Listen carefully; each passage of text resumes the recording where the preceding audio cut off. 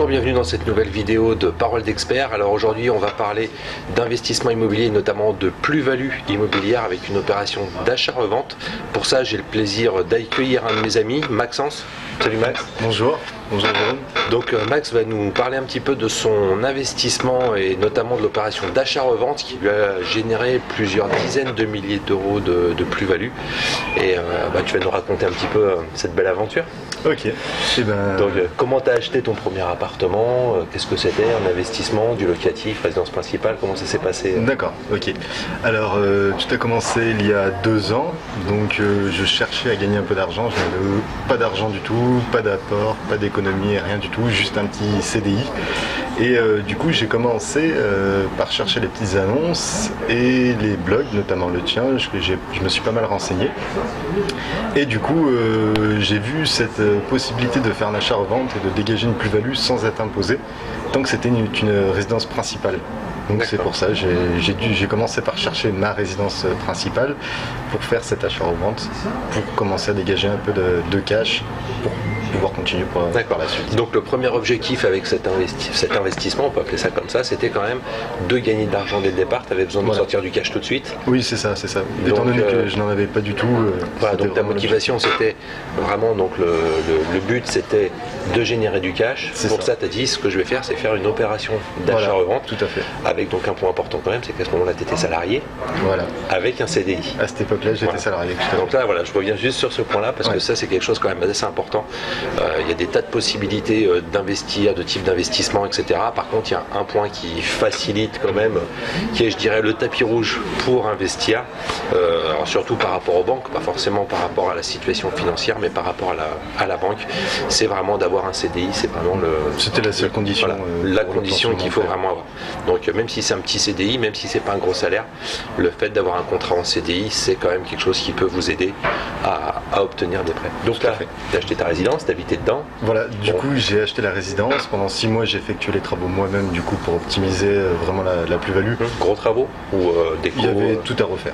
D'accord. Donc du sol au plafond, plomberie, élec, vraiment tout. Voilà, gros travaux, et c'est ce qui m'a permis de l'acheter beaucoup moins cher du coup l'appartement. Et du coup j'ai fait 6 mois de travaux.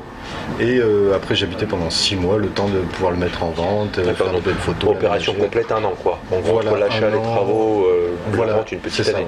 Une petite année, et jusqu'à la signature finale de la vente c'était 1 an et demi. D'accord. Voilà. Complet. C'est ça.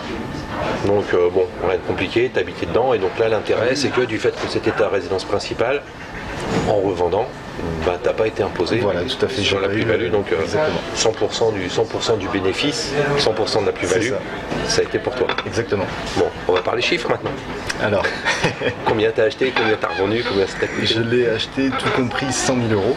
Et je l'ai revendu 150. Du coup, à l'époque où j'ai soldé le crédit, il restait 98 000 euros à solder, ce qui m'a fait une différence de 52 000 euros. D'accord, donc 52 000 euros en 1 an et demi. C'est ça. Ça fait. En habitant dedans 1 an, grosso modo. Donc ça fait 1 an. On va dire pour la plupart des gens, en prenant un salaire moyen, ça fait 1 an et demi de salaire, quoi. L'équivalent d'un an et demi de salaire. Ça faisait l'équivalent de 2 ans à peu près. 2 ans de salaire, voilà, c'est ça. Voilà. Donc avec une opération, sachant qu'en plus entre temps t'habitais dedans. Donc tu as gagné 52 000 euros. Au départ, tu n'avais rien. Quand tu dis prix d'achat, tout compris 100 000 euros, c'était tout? Frais de notaire, frais d'agence, voilà, tout, les travaux, tout. Vraiment tout de A à Z. D'accord. Donc, tu as sorti ton cash, tu as atteint ton objectif, c'est ce que tu voulais faire. Exactement. Tu as eu ton argent. C'est ça. Après, tu as fait quoi après? Et bien du coup, entre-temps, non, ce serait trop facile. Du coup, entre-temps, j'ai racheté 2 autres appartes, vu que, en fait, le plus dur, c'était pour trouver la première banque qui suit, surtout quand on débute. J'en avais fait 4, et c'était la 4e, la dernière qui a accepté le crédit pour mon tout premier appart. Et parce que du coup j'avais aucune expérience dans l'immobilier, dans les investissements, et donc on me prenait un peu pour un débutant, et on me disait non, on va pas te faire confiance, t'es trop jeune, t'as pas d'argent, donc on n'a pas envie de se griller pour toi. C'est pour ça que commencer par la résidence principale en même temps c'est une bonne stratégie. Voilà, c'est une bonne, mais si vous êtes jeune ou si vous débutez tout de suite, le fait de dire c'est pour une résidence principale, ça c'est quelque chose de normal pour une banque, elle va dire ok on vous finance la résidence principale, alors que si vous n'êtes pas propriétaire de la résidence principale et que vous commencez en ayant une vingtaine d'années en disant je veux commencer par investir dans l'immobilier, voilà. Alors, même si c'est pour investir, si ça coince, dites aux banques que c'est pour votre résidence principale, ça va faciliter les choses. Ça facilite un petit peu, c'est vrai. Donc tu en as racheté 2. Et du coup j'en ai racheté 2 toujours sur Lyon. Et donc cela c'est pour faire de la location saisonnière. Donc il y en a un que je suis en train d'exploiter actuellement qui cartonne. Ouais, en plein centre-ville, Vieux-Lyon. Voilà, dans le Vieux-Lyon, dans le quartier touristique de Lyon. Et un à Mon Plaisir Lumière, c'est un petit studio qui est actuellement en rénovation. Et c'est plus moi qui effectue les travaux du coup. Maintenant je délègue tout ça. T'as délégué. Alors, question importante, c'est qu'au départ, avec ta première opération, tu as dégagé donc 52 000 euros de cash. Est-ce que tu les as utilisés pour remettre dans ces appartements, dans tes investissements, ou est-ce que tu les as gardés et que tu as tout réemprunté pour ces nouveaux apparts? Alors non, là du coup j'ai touché à rien, en fait j'ai gardé en fonds de sécurité. Et moi je pars du principe que voilà, je préfère l'avoir dans ma poche plutôt que l'investir dans un appartement. Et ça peut servir pour une sécurité pour la banque en disant voilà, j'ai l'équivalent des travaux, j'ai l'équivalent du notaire de côté, donc même si on doit le revendre précipitamment, j'ai ça au moins qui est sûr d'être remboursé plus le prix de l'appartement. Donc moi je le garde en fonds de sécurité et je le réinvestis pas tout de suite. D'accord, donc le principe c'est de dire bon, quand tu vas voir la banque, tu leur dis j'ai 52 000 euros de cash de côté, j'y touche pas, tu réempruntes donc à 110%, c'est frais de notaire, etc. C'est la banque qui paye tout. Ça, et quand tu retournes voir pour un deuxième appartement, donc là ce que tu as fait, tu dis à la deuxième banque aussi j'ai 52 000 euros de côté en garantie, mais vous me prêtez tout. Et comme ça tu peux acheter. Donc ça voilà, ça c'est une chose, c'est une question qui apparaît souvent sur le blog, si vous regardez dans les différents commentaires. C'est des gens qui vont dire voilà, j'ai de l'argent, j'ai du cash, est-ce que je l'achète, est-ce que je paye une partie cash? Donc ça c'est une chose que je dis qui est assez importante, c'est vraiment de garder votre cash de côté. Alors vous pouvez l'investir, le mettre dans des actions, dans différents placements avec de l'argent que vous pouvez récupérer à n'importe quel moment. Ça aussi c'est notamment un placement qui génère des dividendes, mais c'est de l'argent que vous pouvez récupérer. Mais par contre votre investissement immobilier, le payer cash, et le fait que la banque voit que vous avez des fonds de sécurité, d'autres investissements financiers à côté, se dit que vous avez quand même une certaine sécurité. Si pour une raison quelconque pendant 6 mois vous ne pouvez pas louer votre appartement, vous avez financièrement les moyens de récupérer de l'argent pour pouvoir payer ce bien, payer payer les échéances du prêt. Donc ça c'est vraiment un point important dans les stratégies, c'est vraiment de garder le cash et de faire les investissements en empruntant qu'on est à 110%, donc avec les frais de notaire, les travaux, etc. Donc aujourd'hui, tu génères un revenu, là maintenant tu génères un revenu avec les investissements que tu as pu réaliser. Voilà, tout à fait.